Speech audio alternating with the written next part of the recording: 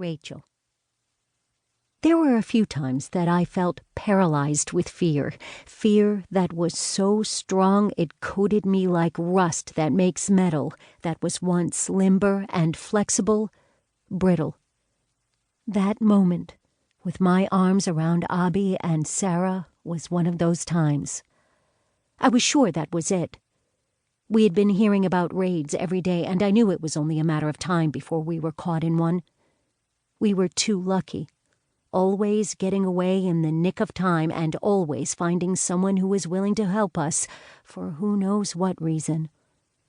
All of that was coming to an end, I thought, when I heard that knock on the door. I gasped and grabbed my throat, trying to stifle the scream.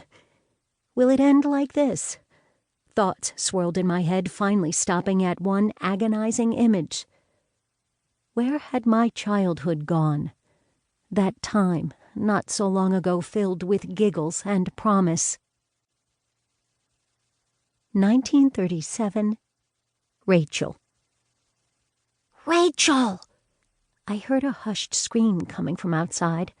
Rising from my seat, I went over to the window. Rachel! Are you coming?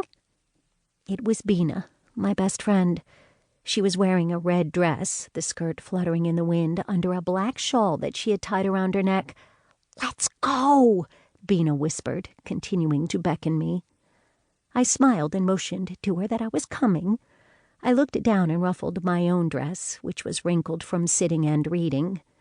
My mother had made the dress years ago, and she would have been happy to see me wearing it now. I took a last glance in the mirror and headed towards the door of my house. "Father, I'm going out," I yelled to my father as I grabbed my own shawl to cover me and flung open the door to an impatient Bina. "Ready?" Bina said, a mischievous smile growing across her face. "Let's go," I said, grabbing Bina's arm as we started to skip down the dirt road. It was getting dark, but the glow of the sun still barely lit the road in front of us. "Where are you two going?" a voice called, startling us. We stopped in our tracks to see my older brother Haim. He was jogging down the road, just steps behind us. We looked at each other, giggling, and then both looked at Haim, neither of us answering. "Come back. I'll drive you," he winked at us, motioning to follow him back to my house. We all hopped into Haim's car, and he started the engine.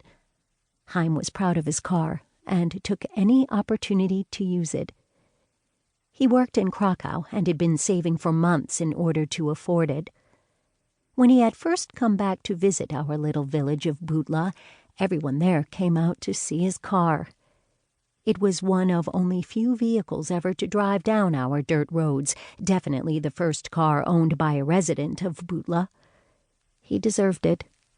He, like everyone in our family, worked hard, saved money, and knew how to spend it on the right luxuries. Despite his being 10 years older than I was, Haim and I had been close before he left. I was proud of my big brother, and loved that our family was the talk of the village when he returned. Bina and I giggled the whole car ride to Turka, the next village over. The car weaved up and down the hilly countryside, through fields of wheat and other farmlands. When we arrived, Haim parked in front of the main building at the village entrance. Bina and I jumped out, flattening our hair that had blown messy in the wind. I gently pressed down on the sides of my head to ensure my long braids were still intact. Good. They were. We could hear the loud music roaring from inside the building and saw the lights flashing as people walked past the windows. Bina and I squealed with excitement and ran inside as Haim slowly followed us.